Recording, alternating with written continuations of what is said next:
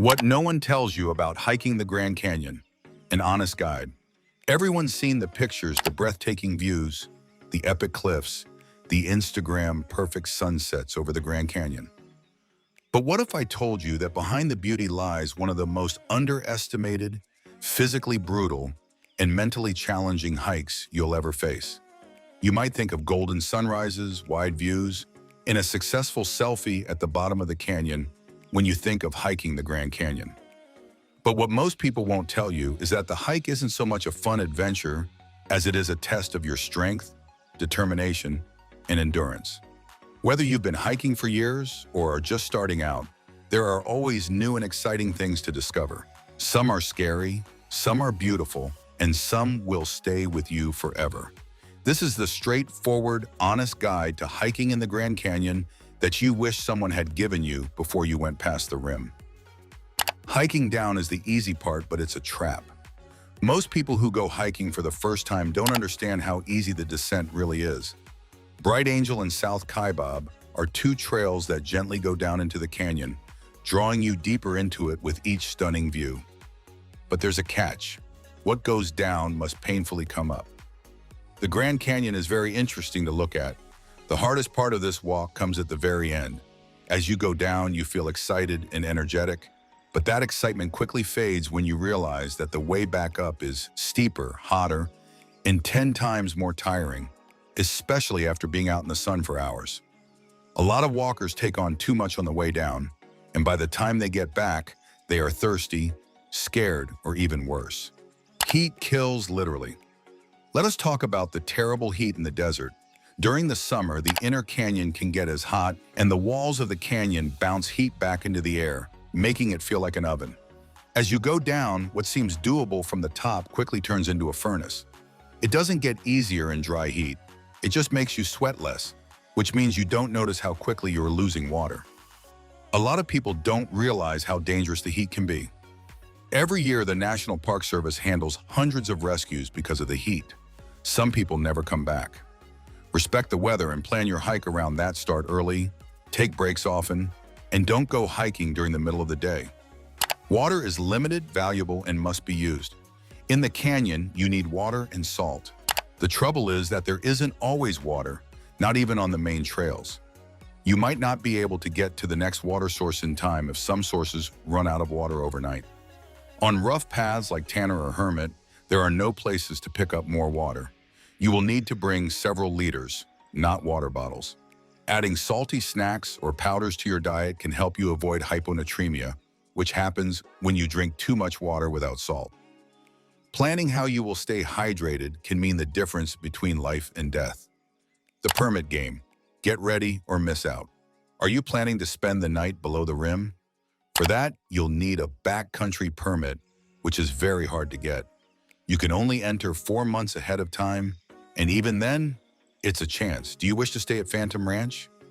That's really tough. You can make reservations a year in advance, and they usually sell out in minutes. In the end, if you want to sleep in the canyon like a dream, you need to start planning early or be ready to lower your hopes. Not every trail is the same. Most of the attention is on Bright Angel and South Kaibab because they are well-kept, well-known, and certain. If you leave those, though, you'll find yourself in a different world. Hiking on trails like New Hans, Beamer, or Nankowape is not for people who like to take it easy. These paths are not well marked, are in remote areas, and don't have basic facilities. You decide how to get around. It's not unusual to go hours on these paths without seeing another person. They want people who can read maps, find their way around, and think like survivalists. Do not try them unless you are completely ready, and if possible, do not do them by yourself. Cell service is a myth. Emergency help is hard to come by. As soon as you get close to the edge, your phone connection goes away. You can't call anyone in an emergency unless you have a satellite phone with you. It could be hours or even days before someone comes to help you if you fall, get lost, or pass out from being too tired. Rescues by helicopter aren't always possible, and if the Park Service doesn't do them, they can cost thousands of dollars. Getting a Garmin inReach or satellite device is a good idea if you're climbing alone or going off the main trails. It could save your life. there is a real psychological challenge. It's not just a physical test, it's also a mental one. The canyon is very big, and it can feel overwhelming and lonely. Going on hikes for a long time makes you think more deeply. Things take longer. Landmarks can be misleading. After an hour of hiking, you might only see the same wall ahead. Gets tired, scared, and has self-doubt. You start to question the choices you've made. So getting your mind ready is just as important as getting your body ready. Strong legs aren't enough to get you far. You also need to be confident, patient, and able to change. Snow, ice, and wind. Yes, even in Arizona, a lot of people think the Grand Canyon is always hot. During the winter, the North Rim is closed, and the South Rim may be covered in snow and ice. In the early morning or when there is a lot of rain, trails can become very slippery and dangerous. During the winter, you need micro spikes or other traction devices. Even walkers who have done this many times have slipped, fallen, and needed help. What about the cold? It's hurting. The canyon floor can get very hot. Always wear layers and don't think the weather will be nice. Behave yourself on the trail. Over 6 million people visit the Grand Canyon every year, and many of them don't know how to behave on the trails. Know this, mules should go first, so always leave the trail on the side that goes uphill and be quiet while they go by. Downhill gives way to uphill. It's harder to go up than down, so be polite, don't leave any signs. Take everything with you, even trash and toilet paper. Be quiet, don't yell or blast music. It takes away from the experience for other people.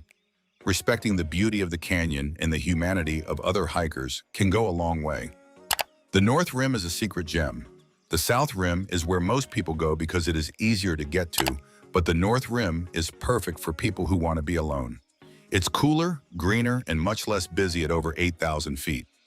It seems like a totally different park with alpine woods, fewer people, and a sense of being far away. But it's only open from mid-May to mid-October.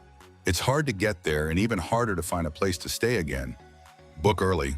The North Rim might be the best place to start if you'd rather be alone and think than be around lots of people and take pictures. A guide can make all the difference.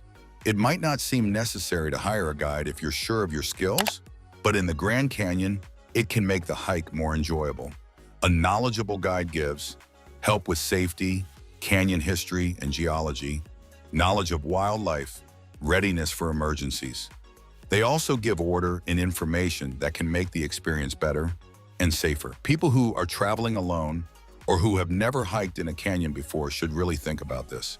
It will make you different. Don't just bring a water bottle and a camera if you want to hike in the Grand Canyon. Don't be proud, be brave, and use your best planning skills. The canyon doesn't care if you're ready, but you better be. That's what no one tells you. Love real adventure with zero sugarcoating? Hit that subscribe button and ring the bell. Your next wild journey starts here.